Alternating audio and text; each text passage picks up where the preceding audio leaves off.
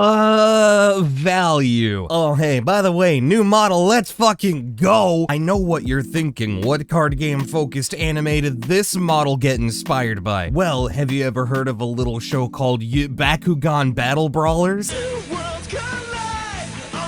People are always searching for good deals, even in the audiophile hobby. Please, McDonald's, bring back the dollar menu. I will sacrifice my firstborn child to have it back. So, you're in the market for some new wireless earbuds, but stuff like Apple AirPods are just way outside your budget. You know, I heard my favorite YouTuber talking about something recently. I believe they were called, Raycon. No! Before you take the plunge on a pair of Roy Boys, just hold off for a second. Trust me on this, you don't want those. Despite what the marketing tells you, take it from me. Raycons sound fucking terrible. And this isn't just my opinion. I have science to back it up. The frequency response graph. What is this? This is a disaster. What does this mean? This is a frequency response graph. Basically, it's a visual representation of how a headphone or earbud sounds. This is the bass, this is the mids, and this is the treble. Most instruments in a recording reside somewhere in the mids. There's nothing wrong with some extra bass and treble. It's fun, but this right here is where I draw the line. It's just too much. This is where instruments start to get covered over by the bass and the treble. Like, with this frequency response, it's like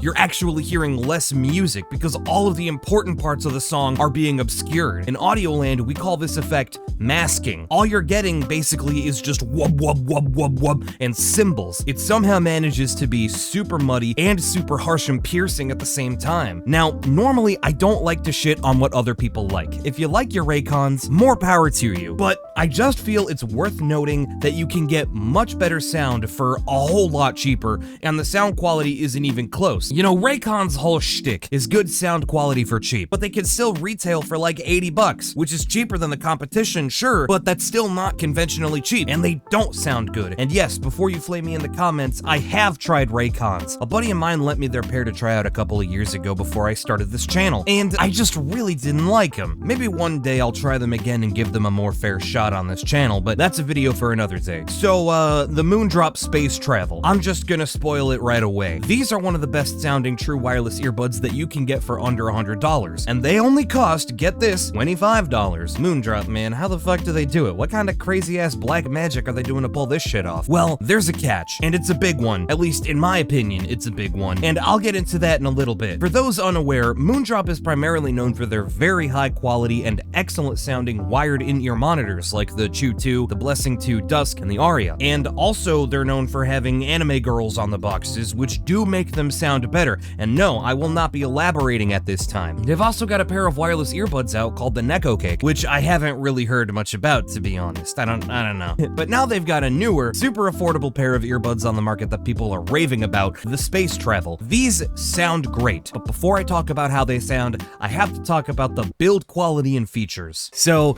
right out of the gate, I need to complain about some stuff. First off, the case, if you could call it that. So the geometry of this case means it doesn't fit really well in a pocket. Plus, the buds are pretty much totally exposed when they're in, so dirt and lint can get in there. There's no lid or anything like that, and the magnets aren't the strongest and they can slip out pretty easily. For real, this case is kind of atrocious. You can get this though. It's an outer protector for the charging case. Essentially, it's a case for your case. This also doesn't come with the buds. It's a separate purchase, which I don't like. It makes me wonder how hard it is to design a good case, but I'm guessing pretty fucking hard considering a lot of companies fuck it up. I mean, look at the Galaxy Buds case. This is excellent. That's what I'm talking about. These have like an Apple AirPods style design going on. And you know, other companies that make this style of earbud will often just rip off the AirPods case. And for good reason. It's a great case. You know, Moondrop, you could have just done that too, but no, you had to be different. And also worse. The noise canceling can best be described as functional. It works. But yeah, don't go expecting anything crazy with the ANC. The ANC is good enough to quiet voices in a crowded area and cut out the sound of a fan or AC. So if that's all you're looking for, the Space Travel can definitely do it. But don't expect too much more of it. Transparency mode actually works very well, and that's something I genuinely wasn't expecting, so nice job on that part, Moondrop. Transparency mode actually sounds really good. So that's all I gotta say about that. Touch controls on these work alright. They put the area you're supposed supposed to touch on the upper part of the stem, so you can actually adjust these pretty easily by grabbing them by the stem and not have to worry too much about accidentally changing the song or pausing them, which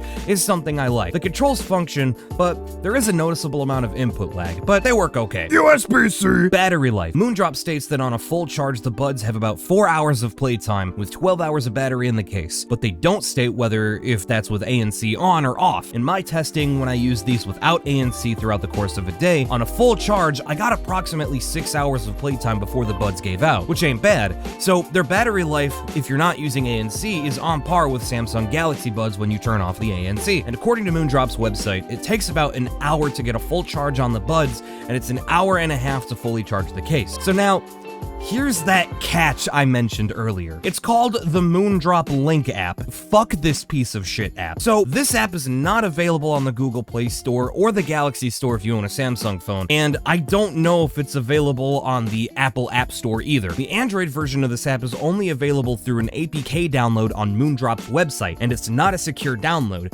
My phone actually told me this download could contain malicious software when I tried to download it. I find that to be pretty sketchy, but despite the fact that it's not a secure download, I went ahead and got it anyway for this video. Now, the first thing this app does when you start it is ask for your location. Why? You're a companion app for a set of earbuds. What the hell do you need my location for? Thankfully, you can just deny access, but the fact that it asks for your location in the first place is more sus than a white van with free candy spray painted on the side being driven by a creepy clown who shoots fucking bees out of his mouth. So then came the next hurdle to using this app. It's fucking broken. This app needs to find the device you're using before allowing you to access its features, and even though it was connected to my phone via Bluetooth, the app just wouldn't recognize it for some reason. I seriously waited over 10 minutes on a few different occasions for the damn app to find my earbuds, and it just wouldn't do it. So I gave up on trying to get it to work, which is a damn shame because that has all your EQ settings and stuff on it, and I really did want to try the other EQ presets, but I didn't get to, so oh well. I have used this app on 2 different Android phones because I got a new phone during my testing. So I know for a fact it's the fucking app and not my phone, and got me a brand new Samsung S23, and that shit still ain't work on it. You have to download it from an unsecure source, then it asks for your location, only for the app to not fucking work. Very cool and epic. I've heard of a similar experience with the app for the OnePlus Buds. Their companion app also asks for a bunch of permissions it shouldn't need, and if you deny it, the app just refuses to work unless you grant it access. Maybe that's what's going on with the Moondrop app too? Is China trying to spy on me through my earbuds? I mean, it's probably because I also found this little section of the app that gives Moondrop access to random files on your phone and allows it to run in the background without notifying you. Hold on, I'm gonna go off script for a minute. Let me actually find this because I took a screenshot of this little section here, and I'm just gonna read to you what it says. Okay, so here's what it says. It's this little section that's kind of walled off on its own. There's like a little plus icon in the top right-hand corner of the screen. There's just this checkbox here, and underneath the checkbox, that it says, this app will be able to read, modify, and delete all files on this phone or any connected storage devices. If you allow this, the app may access files that aren't related to the app without notifying you. What? I hate this. Again, Moondrop, I have to ask, what the fuck does a companion app for a set of earbuds need to access random files on my phone for? You know, at least they ask for permission before violating your privacy, so points for being courteous, I guess? Why? As for the actual build quality, they feel pretty well constructed, but they're made of plastic, which for earbuds is pretty normal. Most earbuds, even the expensive ones, are made of plastic. The quality of the plastic they use is pretty good, and it feels close to the build quality of its more expensive mainstream counterparts like AirPods and Galaxy Buds. The case's build construction is pretty solid. Really what I don't like about the case is that it doesn't actually have a lid that closes, and its bulky shape with sharp edges doesn't fit comfortably in a pocket, and the magnets are pretty weak. Also, they make anime girl noises when you activate the different modes and first connect them to your phone. Kawaii. Comfort. So these are based on the Apple AirPods style of earbud, and I really like this style because I actually find them super comfortable. A lot of earbuds are like in-ear monitors where you shove them right into your ear canal, and they usually require a somewhat deep fit, which some people think is a bit too intrusive. But in order to sound right, you need the earbud tip to seal, otherwise there's going to be a massive hit to the frequency response. And while I don't have a problem with IEMs, I would prefer something with a more shallow fit that's also secure. Seriously, like the less I notice an earbud being in my ear, the better. What I like about this style of earbud is that they only insert a little bit and they seal really well, and I hardly notice them at all. It's like once I got them in the right spot, they just disappear. So yes, they are supremely comfortable for an earbud. This aspect gets the Tenshin seal of approval. Sound quality. Shout out to VSG's Squiglink. I'll add them down below in the description if you want to check them out. So I'm not gonna talk at all about the other two EQ presets I mentioned earlier. As stated in the features portion of this review, the Moondrop Link app is a fuck. So let's talk about the frequency response of the default EQ preset, the neutral/reference preset. The Moondrop Space Travel is a very well-tuned set of earbuds, and they sound excellent. The Space Travel sound signature is pretty much bang on with Critical's IEF neutral target. A tiny bit of a rise in the sub bass with a really even mid bass and upper bass response, as well as the mid section being very flat and unimpeded by any sort of bass blow. It also adheres quite close to the ear gain region of the target once it gets into that area. The bass is well done overall, but I wouldn't describe the sound signature as sounding particularly bass heavy. It's very linear and it's rumbly for sure, but I think if you're a bass head, this amount of bass might have you wanting a little bit more. Luckily, there is a bassy EQ preset which adds a substantial bass shelf, but that's assuming the app isn't acting like a broken pile of shit for you. I would describe the bass as sounding exceptionally satisfying. With this sound profile, they're kind of going for a reference sound, so the amount of bass you're going to hear is dependent on how the track is mixed. If the song has punchy bass, you're gonna hear it at the level it was originally intended to be heard at. The bass extension is also quite good, so it's able to play the rumbly, really low stuff that's way down in the sub bass pretty easily. It's overall just balanced and clear. The bass doesn't sound overly warm, but it doesn't sound thin either. It's in the sweet spot that's like right in the middle. While the amount of bass is very balanced and satisfying, its quality isn't always super accurate. This is really noticeable with like low bass drum hits. The hit of the bass drum is audible, but the actual sound it makes sounds like it's a little bit muffled. You can feel the impact of the bass drum for sure, and it generally sounds pretty good, but it's not well defined. It's as though the bass drum hit is lacking any kind of shape to it, if that makes any sense. Low tones, on the other hand, sound quite nice. So any music that has low sustained notes that are way down in the sub bass, that's gonna sound great. One complaint I've heard about the Moondrop Space Travel is that they're lacking in bass, and that's something I definitely don't agree with. The bass is well extended, and while it's not super punchy, I wouldn't say it's deficient. It's quite satisfying for me personally, and that's coming from someone who really likes bass and would even classify themselves as a bass head. I don't really have too much to say about the mids. They're really clear and flat. So this region right here that looks like a hump, that's what we call the ear gain region. Basically, it's the range of frequencies that our ears naturally elevate.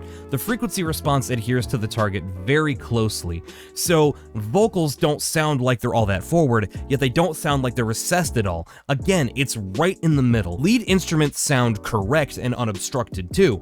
Everything in the mid-range just sounds like all of the instruments and vocals are where they should be. The treble is also fairly well controlled. There's a bit of a spike here at 15 to 20 kHz, though it looks worse on the graph than it actually sounds.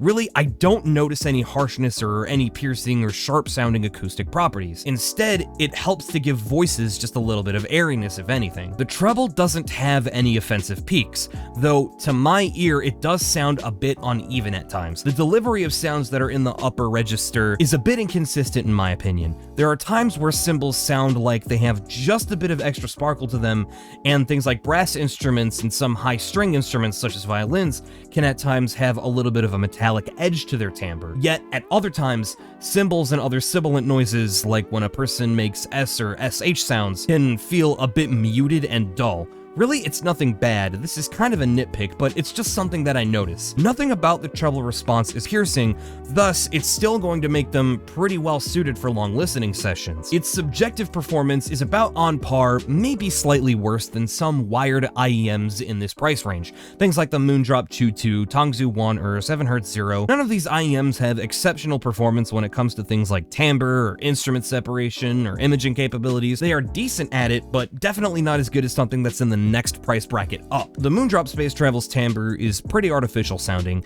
and its resolution isn't great. For $25, it's totally acceptable though. I do notice that occasionally snare drums and hi-hats sound like they're kinda plasticky. Something about those two instruments in particular just sounded not quite right in some recordings. So to sum up the sound, the tuning of the Moondrop Space Travel is excellent. It has a very neutral sound profile that doesn't lean far in any direction, and all frequencies sound as though they're exactly where they should be. Bass is satisfying, mids are clear, and the treble isn't harsh or piercing at all, though its delivery in the treble is a bit inconsistent. Subjective performance is average. Not awful, but it's not exceptional at anything. But for the cost, I'm totally okay with how it performs in the subjective aspect of the sound. For the most part, instruments sound correct, but overall timbre is pretty artificial sounding. Do I recommend them? The Moondrop Space Travel's features are good enough when you consider their price. Do I still recommend them over Raycons, that thing I was ranting about at the start of the video? Absolutely. My biggest piece of advice if you're planning on getting these is just don't use the app, because it's literally malware, and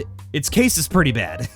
Really, the app and the case are my two major complaints about it, but if you can get past those, its ANC is decent for the money, it's got a battery life that's on par with its competitors in higher price brackets, they're super comfortable, and the sound quality is among the best for wireless earbuds under $100. And did I mention that these only cost 25 bucks? Overall, these are a much better value than Raycons, and in case you're wondering, yes, this is a PSA against Raycons. Raycon bad. This is also the start of my campaign to get McDonald's to bring the dollar menu back. At least give us back the snack wrap. Come on, Mickey D's, you owe us that much. I've used these extensively. I have a day job outside of YouTube, which as of right now, I have to keep, otherwise I can't buy shit for my videos. I've been using these at my job, and honestly, their comfort, sound quality, and convenience makes these a strong candidate for becoming my new daily driver for when I'm at work. Do new Alpha 3. Sorry, bro, but you're probably getting replaced by the new hotness. Nothing personal. The thing people need to consider about buying wireless earbuds is that eventually they're gonna die.